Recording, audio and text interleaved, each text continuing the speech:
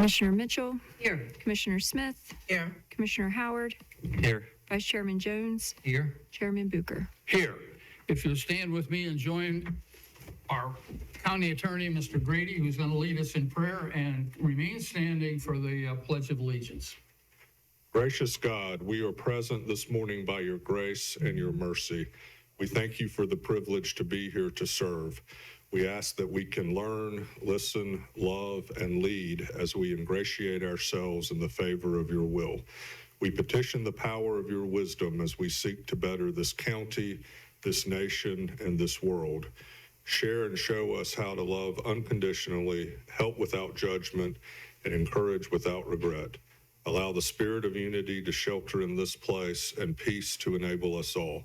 We thank you for we the people. Bless our courts and our military personnel. In closing, give us this day our daily bread and forgive us our trespasses as we forgive those who trespassed against us. In your sovereign name we pray. Amen. Amen. I pledge allegiance to the flag of the United States of America and to the republic for which it stands, one nation under God, indivisible, with liberty and justice for all. Commissioners, you have your agenda in front of you. Are there any deletions or additions? No, I move that we approve this agenda as written. Second. We have a motion and a second to approve the agenda. Madam Clerk, would you please call the roll? Commissioner Hunt, Yes. Commissioner Mark, Yes. Commissioner Mitchell, Yes. Commissioner Smith, Yes. Commissioner Howard, Yes. Vice Chairman Jones, Yes. Chairman Bucher. Yes. First item on our agenda is the Coastal Center for Hope and Healing presentation. Jim Daub, and he's going to provide us an update on the impact and activities of that organization. Thank you very much, Mr. Chairman, fellow commissioners. It is a great honor to once again to stand before you. Our goal right now is to give you all an update of where we are from the last time I was here. And so to do that, on behalf of Amanda Delgado, our executive director, and the rest of our board, we thank you very much for your support. Inside of your packet, is that what it's called? I'm not sure the exact name. There is a fact and figure sheet in there. And what I wanted to do is just go through, I was a statistics tutor in college, so numbers are a fun thing for me. But on the left-hand side is our fiscal year 24, which goes from July through June. And then the right-hand side is our current fiscal year 25. And what we've done is laid out the statistics so far. And a couple ones I'd like to emphasize in there. First of all, last year we had a total of 283 shelter nights. So that 283 times the nights were used. Already as of December, we're at 1,374 shelter nights. We had 299 crisis calls all of last year. Already we are at 863. We had 135 hours of crisis counseling, and already we are at 412. So this is only halfway through our fiscal year. But the other numbers that are there, you can see we've increased in the number of female intakes, male intakes, as well as children intakes. And then so far, court advocacy, we had 238 last year, and we are up to 341 this year. So the donation that through your generous grant to our agency is doing powerful work. We are doing amazing work thanks to the staff, thanks to the ability for us to do the things you have, that you have helped provide us. Our new building is wonderful. If you haven't been through it yet, please come through. I think the visibility for us on Trent Road has increased greatly for us.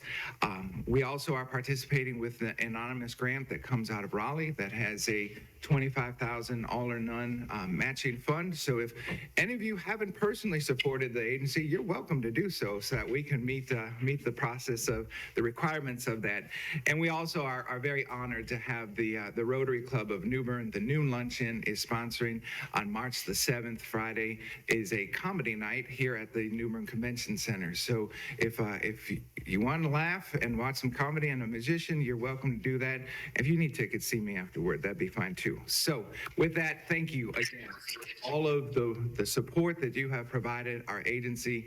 2025 is going to be a big year as this is our 40th anniversary as an agency. So we are working on some big things to come as well. Do y'all have any questions? Ma'am. Are you referring to the fiscal year or calendar year? It's our fiscal year. So we start in July and go through I June. was thinking of the numbers, Yeah, so these are the numbers for only halfway through the year. Right. So by the end of the year, I'm sure we will see probably double these, or at least close to, which compared to fiscal year 24, we are tracking higher on everything than what we did before. Thank you. Any other questions? Jim, my only question is not really a big deal, but I just noticed that the changes from 24 to half of 25, is the 24 number also for half? No, That's for the is full it? year. Oh, wait, no, that is a half year. Okay, so What we were doing comparing apples to apples. Thank you for correcting me, Amanda. Apples to apples from the first half of the fiscal year in there. okay, I just noticed just a dramatic increase in the, and hard to read that first one. The shelter nights. Yeah, shelter nights. Our shelter has been consistently full.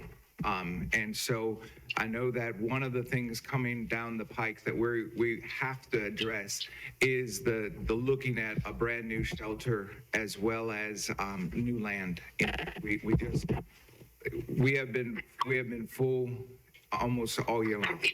So eventually we're going to have to grow that houses from the late 50s, early 60s, and it's going to be time. So that's going to be something that we're already beginning to address that with our executive committee in there.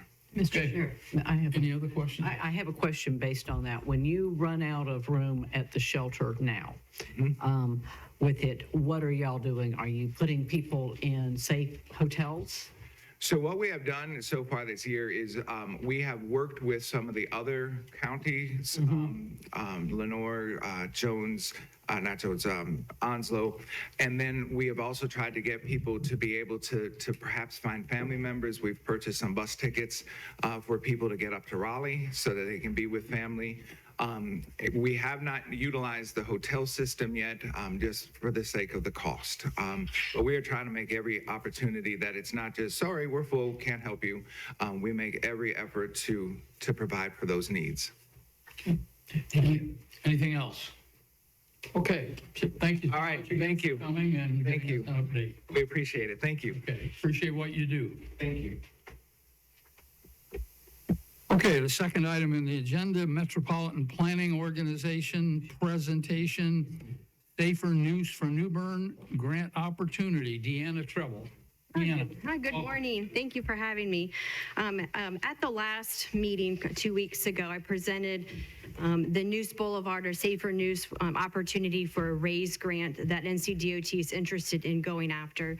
And you may recall that this opportunity presented itself because of a recently completed vulnerable user study where DOT looked at the high crash pattern along this corridor and identified possible countermeasures to implement some of those to improve safety going forward.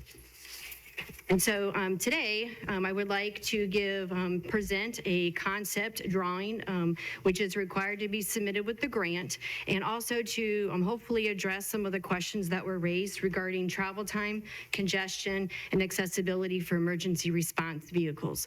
So we're going to start at the beginning of the project limits. So as a reminder, the project limits were from Glen Burnie to First Street. And so the hope today is for the board to have a better understanding of this concept.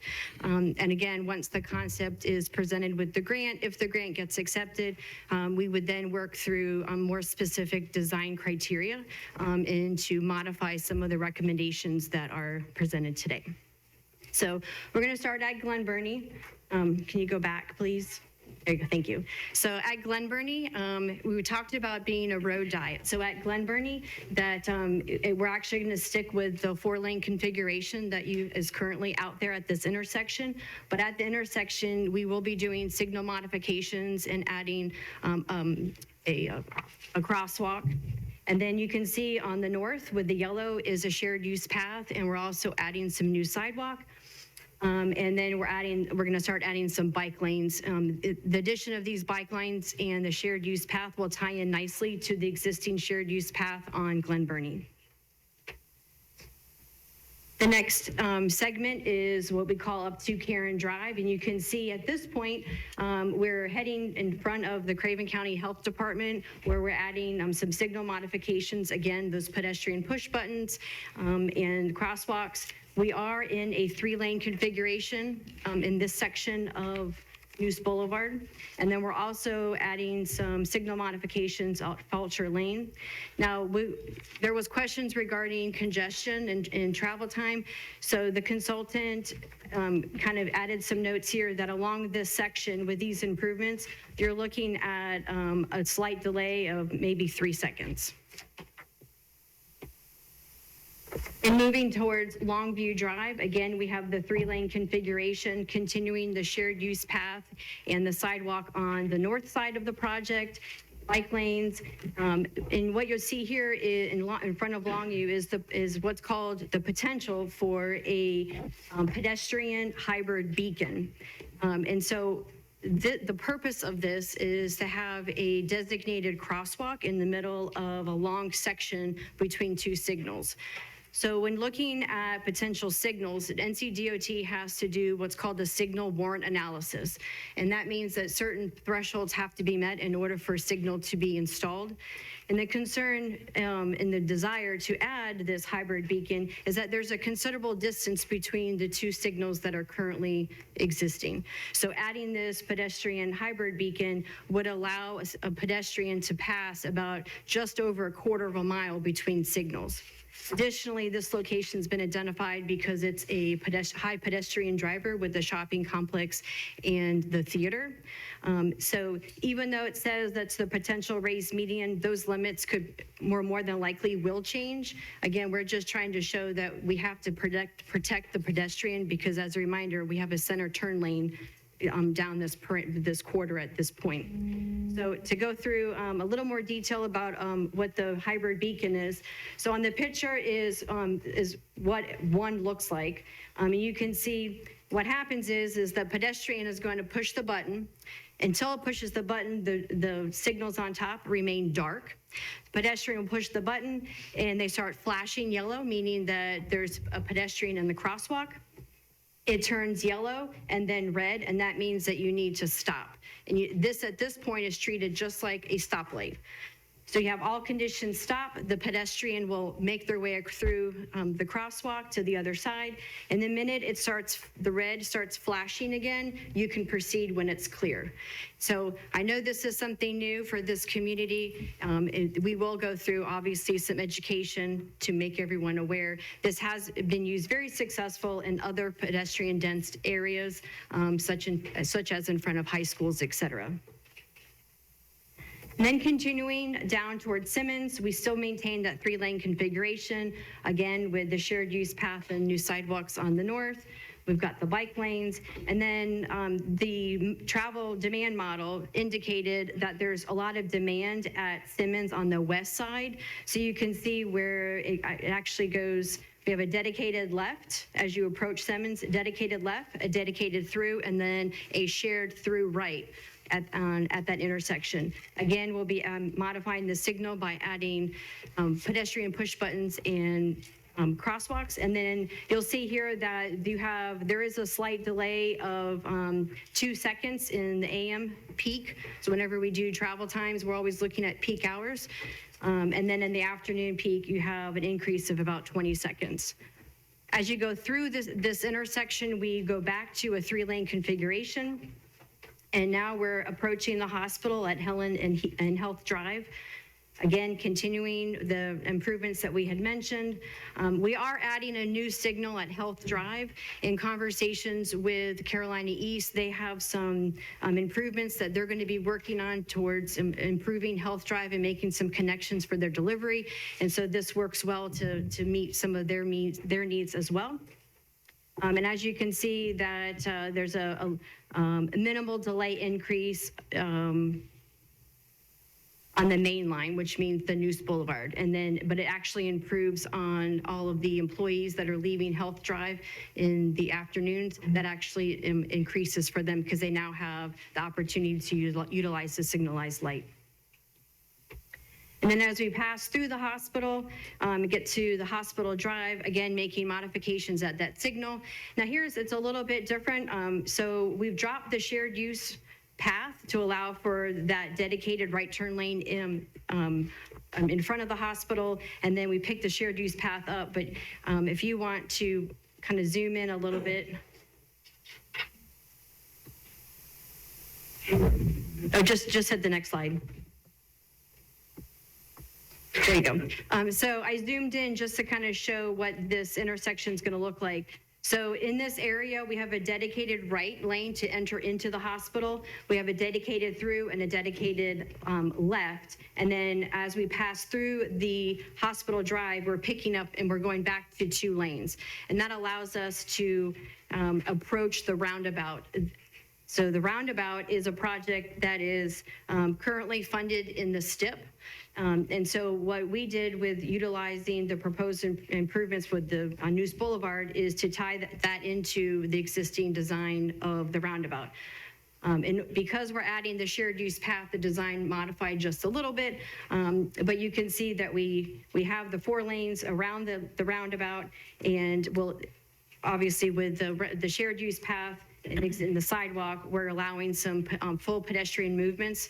Those improvements were not identified in the approved roundabout project. And as we approach Queen Anne, one of the concepts that there have been identified is the continuation of a raised median from the roundabout. And this is something that we're still having some discussions. When we did have our public engagement period earlier in November, we did have some citizens that live in the Queen Anne area and had some concerns with sight distance. And so that's something that we're taking a look at. But again, this is just, it's proposed for a reason because it's conceptual at this point. We're not quite sure what the actual design is going to look like. In this section, because it is quite wide, we are recommending on-street parking on both sides along with the bike lanes, and then we're going to utilize the existing sidewalk. And then the project ends at First Street, again, continuing the 3-lane configuration with that center turn lane. And then that will tie nicely into the existing bike lanes that are on Broad Street and First Street. And again, there's some minimal increases, 5 seconds, 3 seconds, just depending on AM or PM. So one of the questions that was asked, now that I've given you a more detailed look at the project itself, one concept or one idea, the question that the commissioners had was congestion. And as I stated, anytime we do any transportation improvement projects, they're looking at a 20-year projection of traffic, and they use, in this instance, they used a 1% compounded growth. So, and as you've shown, there are minimal delays in projects, in the project travel. So travel times of seconds, I think the most is just over a minute. The diversion of traffic to alternative roads is unlikely. Again, this analysis was done with assuming that the NC 43 connector has been constructed. And the highest congestion along the corridor was at Simmons Street, and we're addressing that by either adding or modifying the lanes themselves and modifying the signal to allow for more traffic to pass through that intersection. And then cumulatively over the travel times, yes, it's going to increase, but as you can see in the future build year, meaning between now and when it's constructed, how long of a increase would likely be. And as you can see, both in eastbound and westbound, we're looking at just over a minute cumulatively. And then lastly, the last question was impact for the emergency vehicles. We feel like we've addressed that by giving them a dedicated turn lane to allow for the emergency response vehicles to have easy access into the hospital themselves. So I appreciate the opportunity to provide you with more information on the project, and I'm happy to answer any questions that you might have. Any questions for Ms. Tribble? I would just say, Dan, I appreciate your additional information that you shared with us. Thank you. Thank you, ma'am. I appreciate the additional information also, but I have a question with the hospital there where you have a dedicated turn lane on the right, coming from downtown area. There's quite a bit of traffic coming from opposite way. So how are you So at attending that? So at this is, we're modifying the light, but there's also a dedicated left turn lane into the hospital. Oh, I didn't hear that. So there's a dedicated from the right and one from the left? Yes, ma'am. Okay, all right. Now, will you share again where you have the raised, a middle? The raised median, yes, Median, ma'am. yes. So right now, the only raised median that we're showing is around the roundabout area up towards about Queen Street. And I think we have another raised median along that pedestrian hybrid beacon. And again, all the limits for both are have not been firmed up. The intent is if we do get the raised grant, we would have public engagement opportunities. We'll reach out to some of the property owners, especially the large commercial, and make sure that we are hearing what their concerns are and addressing them as much as we Definitely can. not a part of the plan at this moment. The raised mediums is a possibility. It's a possibility, ma'am. Yes. Thank you. Deanna, if I may, you just made the statement, and I want to just follow up on it. This past weekend, I've had two major landowners along this corridor that have contacted me that did not know anything about this plan up until the end of last week.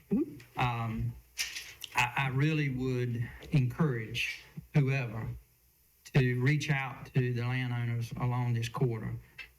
They have a lot of concerns about it, and especially as you go back and we talk about the raised mediums, which we addressed at our last meeting, but especially as you go back more towards the theater area, there's some grave concerns there, with that concept. So I would encourage whoever, Of course, yes. please.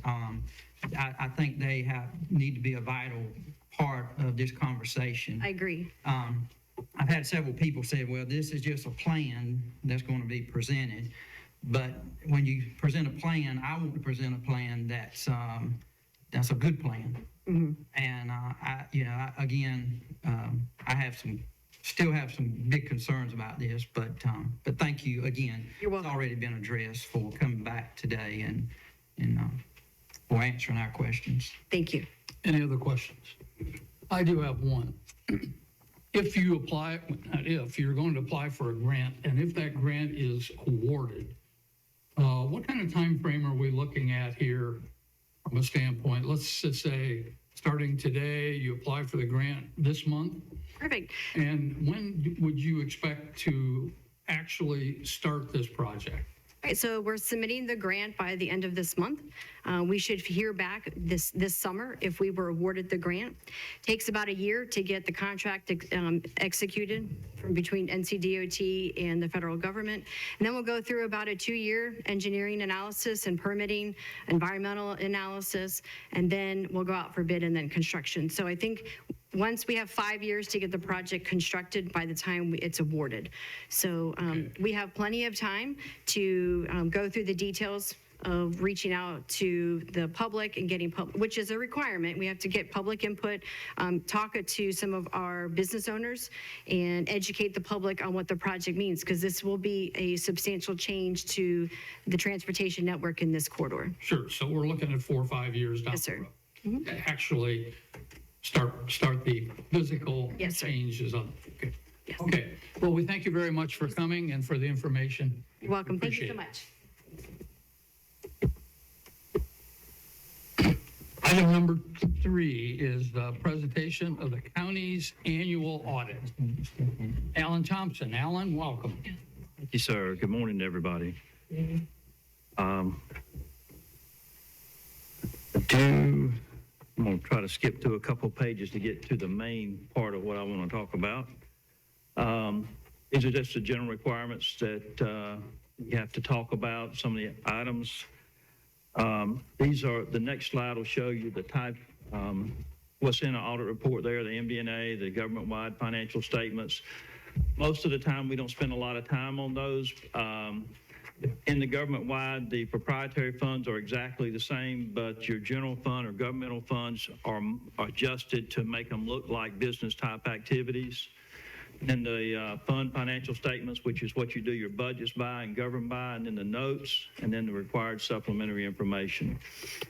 And then the next slide, these are the type of opinions. The county received an unmodified, which is a quote-unquote clean report. And then to the next slide, in our engagement letter, we talk about what we're going to do, that we are going to audit the financial statements. Professional standards require that we communicate certain things to you, and that's part of what we'll be doing here in the next few slides. Under qualitative aspects of the accounting practices, there in each of those paragraphs are a couple key phrases or words. In the first, it talks about appropriate accounting policies. In the second, accounting estimates. And in the third, the disclosures in the financial statements. And we were fine with all of those. Also, the LGC does take a quick look at all that to make sure that they think we've covered most of those. And the next slide, there were no difficulties encountered in performing the audit, no uncorrected misstatements, and no disagreements with management. Always very pleased and happy to work with the staff. They do an awesome job, provide us with excellent information. So it's always a pleasure for us. The next slide, the management did provide us with a representation letter dated November 25th, 2024, and that we're unaware that management consulted with the outside accountants, auditors, et cetera. I will say this, which is kind of a new thing the LGC issued in the last month or so. I've been doing this in 2 or 3 weeks, it'll be 40 years. I know I look like 39, but really not. The audits were due October 31st. They had a grace period to November 30th. You didn't get a finding unless it was past December 31st. The LGC moved all of that back to December 31st. So all audits for all entities for the year ending June 30, 2025 will be due on December 31st, 2025, which all the auditors think that's a wonderful thing, because just like this past year, there were some issues with DSS confirmations because of a computer issue, and we didn't get that till November. It puts a lot of pressure on certain agencies to get us data so then we can test that data. So I think it's a healthy thing for everybody, which also mirrors the same date that South Carolina has, which is December 31st. So it's very comparable to other states. On the next slide, other findings or issues. Typically, we put things here that don't rise to the level of finding. In the second paragraph, it talks about some of the airport projects, some of the revenue being posted, miscellaneous revenue, and what we're asking there is simply some of those things probably should be reclassified, and it was by the time we finished with the audit. The second item there, there's some HIPAA policy requirements. We actually got some data sent when we were testing that went against the policy, and that's where we were like, you can't send us that data. And then in the next paragraph, the state has changed what the bond requirements are, and there was a slight hiccup on the TDA, and the reason it didn't rise to the level of finding is because in the prior year, the bond was gotten by the prior year budget amount. There was a slight increase, and because it's a sliding scale, it wasn't adjusted upward by a very small amount. And so we're just saying we had to say it, and almost sorry for having to say it. Next slide. Under these other matters, all of this is really standard information. You got all the pension liability information, the OPEB information that is already included in the financial statements themselves. And if you would skip ahead a couple slides for me. One more. There we go. So this kind of summarizes some of the data. We don't say these are all the key numbers, definitely, but these are some of the numbers. And what we hope to do is give you some information that will provide you with what looks like trend. You can see total fund balance there in your general fund at 65.5 million. If you happen to go back to 2020, you see that same number is 39,296,000, so a significant increase. The unavailable fund balance is 14.9 million. The available fund balance is 50.5 million. Restricted is 15 million, and the unassigned fund balance is 50,456,000. Total general fund expenditures, including transfers out, 146,187,000. The fund balance available as a percentage is 34.59%, and the fund balance unassigned as a percentage is 34.51%. Both strong percentages. And the next slide there, you can see revenues over and under expenses before transfers out. There is general fund is 14 million. The water fund is 662,000. And depreciation expense in your water fund is 1.7 million. And the enterprise fund, the net investment in capital assets is 34.2. And your unrestricted net position is 12.4. And total net position there being 46.6 million with a cash position of 12.5 million. You see your property tax rates there, along with a nice collection percentage in your property taxes of 99.35%. And you see your property valuation and your levy amounts there on the bottom as well. And then the next slide, without reading all these numbers, there's a breakdown of your general fund revenues by department and general fund expenditures by department. Your government-wide net position at 215,179,000. There was a restatement because of classification of some ARPA funds and some accounting guidance that came out where they were moving the way they wanted ARPA funds treated. It wasn't anything to do with accounting errors, et cetera. The state wanted them treated different, so we treated them differently. And then to the next slide, you see there on the bar chart your total fund balance, available fund balance, and unassigned fund balance. On the next page, you see the analysis of fund balance available and unassigned as a percentage of your general fund expenditures. So overall, that's the state average there at 48.07. Your group weighted average there is in red, which is what you're mirroring almost exactly because the counties is in blue. And the next page shows collection percentage. You see that 99.35 puts you in a good spot. Statewide average is almost exactly the same for the prior year.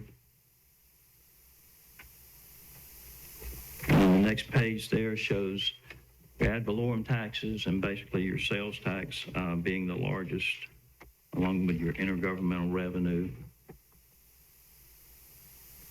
And then on the following, you see the general fund revenues by source, ad valorem taxes, sales tax, intergovernmental revenue, sales and services, investment earnings, and miscellaneous revenue.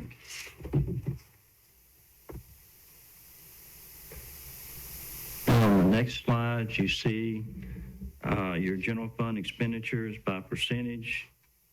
And you can see education at 22.5, public safety at 20.5, social services at 17.79, and then your general government at 14.4 being the largest, I believe. And you see on the next slide your expenditures growth by segment for social services, health, education, and public safety.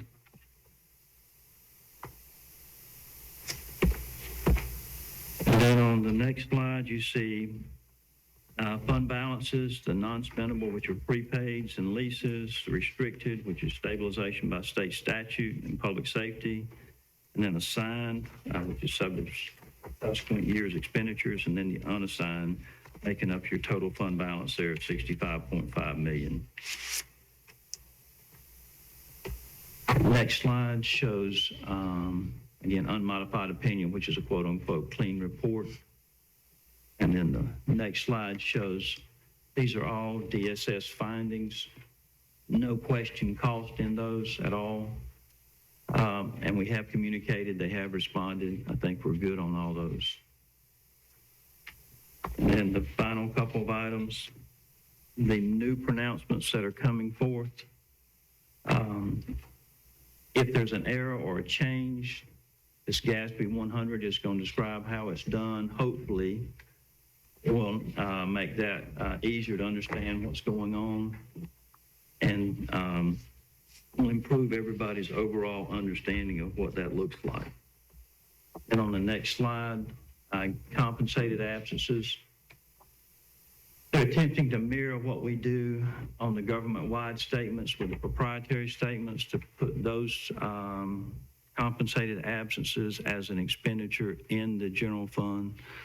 They're already included in the notes, but this will also include them in the financial statements themselves.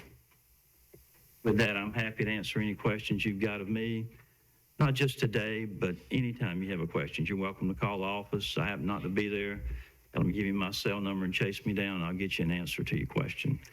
The one thing I do appreciate, Craig and his staff, they were excellent to work with. DSS was great to work with, so we appreciate that very much, and we appreciate you allowing us to do the audit. Questions? Mr. Chairman, I've got one, and I don't know, Alan, you may not know this, may be better for staff. When we talk about school resource officers, which line do we put them under? Do we put them under public safety or education, public safety? But it's the benefit of education too. So, that's one, that's over $1 million. It's Two? it's pushing two. Pushing two. So, as we talk about education funding, a lot of folks look at this formula, especially on page 48 of our agenda packet, what I got here, the breakdown of general fund expenditures. But that's almost $2 million that's Education. towards education. Definitely, we thank the sheriff for championing that over the years and making sure that we have school resource officers. But I just think that's a point that we need to make sure our citizens know. So thank you, Mr. Chairman. To that point, I just read or saw where one other school, one other county was considering or now going to put in school resource officers. So what we have going on here isn't going on everywhere. And we appreciate, like you said, the sheriff and all of his people that are working to keep our kids safe. Any other questions for Mr. Thompson? I want to thank you, and I want to just make one point to the public who might be watching this. Go back to that fund balance, and we talk about $50 million is available, roughly. That sounds like a lot of money, but in the big scheme of things, it's about a third of a year's expenses for this county. And we all remember 6 years and 4 months ago what happened. And that's when Miss Florence came through. And we had to spend a bunch of money from our fund balance to get through the initial problems that were presented to us, clean up, and it went on and on. Eventually, we got a lot of that back from the federal government, but this fund balance at $50 million makes me sleep well. And Mr. County Manager, thanks to you and all your people for the job you're doing and getting us an audit that looks this good. So thank you. Thank you. Appreciate it. Yes, sir. Item number 4 is the consent agenda. On the consent agenda, we have the minutes from the January 6th regular session and tax releases and refunds. I have a motion to approve the consent agenda. So moved. Second. Okay, we have a motion and a second. Madam Clerk, would you please call the roll? Commissioner Hunt, Yes. Commissioner Mark, Say again? Commissioner Mark, Yes. Commissioner Mitchell, Yes. Commissioner Smith, Yes. Commissioner Howard, Yes. Vice Chairman Jones, Yes. and Chairman Bucher. Yes. Item number 5 is developmental matters. Under departmental matters, we have planning, Mr. Jason Frederick, to talk about Old Highway 70 and Dry Monia Road, Tuscarora Reams Road, always stop proposal. You could be a tongue twister. Jason? Good morning. Yeah, I'm here to present a DOT proposed always stop at the intersection of Dry Monia Road, Tuscarora Rims Road, and Old US Highway 70 due to recent accidents and traffic studies. According to data provided by NCDOT, there's been 8 accidents within the past 2 years at this intersection and 24 since 2006. So a change from a two-way stop on Dry Monia, Tuscarora Rims, Old US 70, which will add new stop signs along Old US Highway 70, is recommended by DOT. Statewide, overall safety data shows that conversions to an all-way stop at these intersections would typically reduce crashes by 84%, as well as an 89% reduction in frontal crashes. And though there hasn't been a fatality recorded at this location from the data time frame that we have from 2006 to present, fatal crashes per year across the state showed a reduction of 90% for those intersections that had an all-way stop. NCDOT intends to install 4 48-inch stop signs at the location proposed, with stop ahead signs installed at the old US 70 portion that will have the new stop signs for the public to see. And if you would please click. There will also be stop ahead thermoplastic pavement markings installed along the roads to warn motorists of the upcoming stop. And prior to installation, there will be electronic message boards that will be installed 2 weeks prior to this installment of these new stop signs at this intersection. At this time, I would like to request the board to consider the proposed resolution supporting the North Carolina Department of Transportation's improvements to the intersection of US Highway 70, Old US Highway 70 and Dry Monia Tuscarora Rims Road to a conversion of an always stop configuration. Thank you. Okay, Mr. Vice Chair, this is in your district, I believe. What's your thoughts on this? First, let me say thank you to my colleagues for allowing staff to have conversation with DOT about this. Jason, thank you. You know, definitely, I think the citizens on the western end want something done, you know, to make sure that this continuation of these accidents don't continue to occur.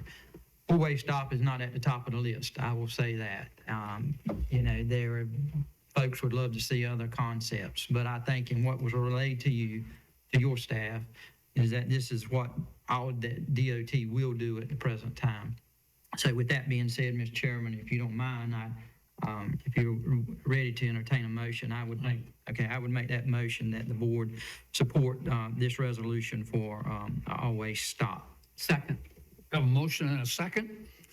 Any other discussion? Okay. Madam Clerk, would you please call the roll? Commissioner Hunt? Yes. Commissioner Mark? Commissioner Mark? Yes. Commissioner Mitchell? Yes. Commissioner Smith? Yes. Commissioner Howard? Yes. Vice Chairman Jones? Yes. Chairman Bucher? Yes. Thank you. Thank you, Jason. Item number 6 under facilities, courthouse and emergency operations center recovery project budget amendment. Mr. Gene Hodges and Mr. Zach Chenoweth. Good morning, board. Since 2018, Craven County has been working on a courthouse and EOC recovery and construction project related to repairs and resiliency improvements as a result of damage from Hurricane Florence. The project has been updated and phased in as funding has been identified and secured to make the needed repairs. During the fiscal year 24-25 budget process, facility staff requested funding to upgrade the existing HVAC infrastructure for the old courthouse. This equipment is past end of life as it was originally installed in 2001. This phase of the project includes the replacement of all HVAC infrastructure in the old courthouse with the exception of the 2 units that support Superior Courtroom number 1. The replacement of these 2 units will come in the future during a potential remodel of the courtroom and adjacent areas due to the demolition work that will be required at that time. In the meantime, staff will save the existing equipment for use for repairs for the 2 remaining units as needed. The funds for this part of the project are currently budgeted in the general fund budget. Staff is requesting to transfer those funds into the project for the next step in the project. This would allow staff to complete the scope of work, procure equipment, plan equipment installation with the contractor and the court staff that occupy the old courthouse, and complete the project in approximately 12 to 15 months.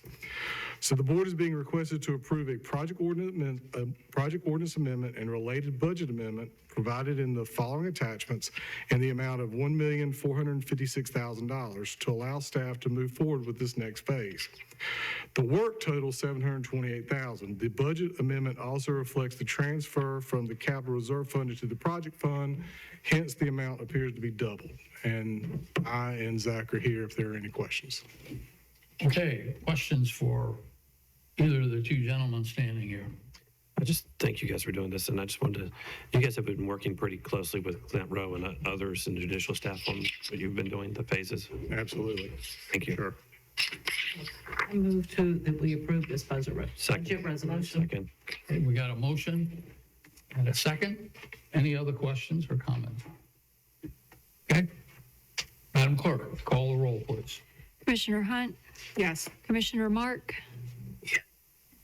Commissioner Mitchell, Yes. Commissioner Smith, Yes. Commissioner Howard, Yes. Vice Chairman Jones, Yes. Chairman Bucher. Yes. Thank you. And before you guys leave, I would just say, I guess, at least visibly, this project looks like it's about finished. I'm talking about the addition renovation, and it looks great. Yes, sir. The sidewalks, every bit of it. I see they're working on the landscaping now, and when that gets done, it's going to be very, very nice. So congratulations, good work. Now, if we can just get the city to put the power lines underground. East Front Street, and we're starting. It's working. Okay, All right, thanks, board. appreciate it.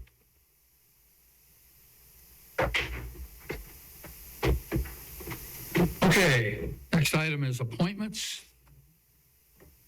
We have several pending. If you take a look at those, and if they apply to your district, be looking at those for a future meeting. The first item is the Craven County Health Board. I'm not sure how she pronounces that. Adia. Adia, okay, just like it's spelled, huh? Right. Adia Coleman seeks to fill the expired term of Keola Perry. Do I have a nomination for that? I so moved. Okay. Any other nominations for the Health Board? Since there's no others, that will be approved by acclamation. Craven County Planning Board, Mr. William Trewick seeks appointment to fill vacancy of Tom Lully. I believe that's for you, Commissioner Mark. Yes, I agree to appoint Tarwick. Okay. Are there any other appointments? Hearing no others, that will be approved by acclamation. Emergency Medical Services Advisory Council. Michael Paul seeks reappointment. Do I have a, I would recommend we reappoint. okay? Any other nominations for that spot? Okay, that'll be approved by acclamation. And Keith Morris seeks reappointment. Mr. Chairman, I nominate Mr. Morris. Okay, any other spots, anybody other nominations for that spot? Okay, Mr. Morris will be approved by acclamation. And then under Fire Tax Commissioners Board, the first one is Shane Turney seeks reappointment. I believe that's yours, Ms. Mitchell? Yes, it is, and I recommend that Mr. Turney be reappointed. Okay, any others on that one? Okay, Mr. Turney will be reappointed by acclamation. And last, Tim Mason seeks reappointment. Mr. Mark, Commissioner Mark, I believe that's your area. Yes, I would like to reappoint him. Okay, any others for that spot? He'll be reappointed by acclamation. If you'll notice under upcoming, we got a whole string of people for the Fire Tax Commissioners Board and the Firemen's Relief Fund Board of Trustees. Anybody have anything else on appointments? Okay, hearing none, we'll move on to the county attorney's report. Report, Mr. Chairman. No report. Don't have anything to buy or sell. I'm trying to make up for the length of my report at the last meeting. Thank you. Next would be the county manager's report. Mr. Vite. Good morning. Morning. I have 2 items for you. Gene didn't mention it, so I'll go ahead. And I think Commissioner Booker gave me the way to do it. We are due for a ribbon cutting across the street. We'd like to do that after your next day commissioner meeting in February. Commissioners, give me a head nod if that works for you. I'm seeing a lot of heads nodding. So we'll plan on that. Of course, we would invite the court folks and the legislators that helped us fund that project to be here that day and enjoy ribbon cutting. It's a really cool building. Gene gave me a tour a couple times here in the last few months. Really turned out nice. Really gives an advantage to the court system and emergency services for space that they desperately needed. Second thing, I did just before the meeting send you an update on the winter weather that's expected tonight into tomorrow. Just caution, there's going to be some hazardous traveling conditions tomorrow morning, particularly. This morning, the forecast had changed a little bit since yesterday and upped some of those snow accumulation totals, particularly in Commissioner Hunt's district. The highest totals down east, going to the lowest totals west, which is a little unusual, except for the type of storm that we're facing. As of right now, I've already spoken with staff. We're beginning to plan for inclement weather for tomorrow. Of course, we always have essential personnel like the sheriff's office and 911 and folks that are out. But we'll look later today at whether we need a closure. But right now, there will be no carts tomorrow morning because those folks are out early. And the senior meal program will be a home delivered meal today that will be used for tomorrow. So we've gone ahead and implemented those 2 measures. I would just caution the public that while it is fun sometimes to get out and enjoy the snow, it is dangerous travel conditions and we want to keep our law enforcement safe. So we do ask them to stay at home unless absolutely necessary when those conditions occur. Other than that, that's all I have for you this morning. We do have a closed session, which Mr. Grady will take you into immediately following this. Okay. Yes, Yes, ma'am. for the benefit of the people who are watching the show today, since we have had Martin Luther King Day yesterday and we're having snow, we think, this week, could you talk about changes in garbage pickup and recycling pickup for the citizens who will be impacted by it? Correct. And I might have to get Mr. Hodges. I believe we were on the phone with GFL this morning. I don't believe any changes have been set in stone yet. Obviously, they can't be out if conditions don't allow for it. I suspect we should know something this afternoon, and we will message that just like we do a county message. So we'll let folks know, hey, there's going to be a delay. If they don't pick up tomorrow, for instance, say that big if, then that route would just be pushed today and then it would end on Saturday, whatever your Friday route was. Okay, but here's a question. For people who were on the road yesterday for Martin Luther King, did they get picked up? Yes, we ran yesterday. Okay, so there's. We're on schedule right now. So there's only 1 day potential delay. Yes, ma'am. Okay, thank you. That was all I had. I would just add, I heard the national weather guy on the radio just before I came here to this meeting.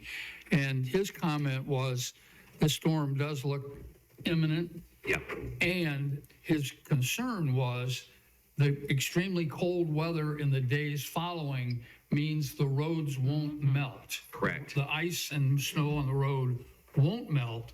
And he said we could have some really hazardous travel for several days. And Normally we get a snow and it starts melting right away. He said that's not going to happen this time. That's a great point, and I'm only speaking, I guess, in the next 24 hours, but this will be something we'll have to monitor through the rest of the week. What I was very encouraged by, not only from the storm we thought we were going to have last week and then this storm, DOT is very aggressive with the salt brine. I saw it everywhere I went this morning. It was there. I saw it yesterday as I was traveling around the county. They're doing their preparations, and we coordinate very closely with them and also with the city of New Bern, who I spoke with the city manager, and they'll be doing a lot of the same to prep from the storm. And we need to get our one snowplow in the county fired up and make sure it's running. Yes, sir. Thank you. Okay, thank you. Okay. Commissioners' reports. Mr. Mark, would you like to go first? Yes, I just want to say that after a vacation, it's great to get back to work and take care of county business. Thank you. Okay. That it? That's it. Okay, thank you. Who else would like to go? You can get me. I'm good. No report. Yeah. Mr. Mitchell? Yeah, thank you. I'd like to remind our citizens that none of our animals here have the kind of winter coats that are able to withstand this kind of cold weather. These temperatures require months to develop that kind of winter coat. So if you have animals outside, they need to either come inside, have their boxes filled with straw. I know the sheriff's department has been giving out straw for protection of outdoor animals. They can freeze to death. Thank you. Gonna bring your goats into the house? I don't think so. Okay. I have nothing. Okay. No report. No report? Commissioner Smith? Yes. I am planning a town hall January 30th at the Pleasant Hill Community Center at 6 o'clock. This town hall is a little bit different from the town halls that I've had in the past, in that I have invited two aldermen from the city to participate. These ladies are in the same district that I am, and they've agreed to go together with me to have a joint town hall. We're looking forward to this. This is going to be a little something different. And I'm going to ask Sheriff Hughes to be there or have someone there for us. We always ask that to happen. And if you are in District 3 or District 5 or Ward 5 or 2, we're inviting you to the town hall. And anyone who just have a burning desire to attend are certainly welcome. Thank you. Okay, anybody have anything else? Okay, I have no report. Board, we've been asked to go into closed session pursuant to NCGS 143-318.11A3 to protect attorney-client privilege, and NCGS 143-318.11A1 to protect confidential or privileged information related to ongoing criminal investigations. See NCGS 132-14A. I get it? Yes, sir. Okay. So with that, we'll take a So moved. 5 seconds. Okay, we got a motion. I need a second. Second. And we'll take 5 minutes, but we need to take a roll call. Mr. Chairman, will I be involved in this closed session? No, you will not, Mr. Mark. Okay, thank you. Thank you. Commissioner Hunt, Yes. Commissioner Mark. Go ahead. Okay. Commissioner Mitchell. Yes. Commissioner Smith. Yes. Commissioner Howard. Yes. Vice Chairman Jones. Yes. Chairman Bucher. Yes. Okay, take 5 minutes and we'll be in closed session.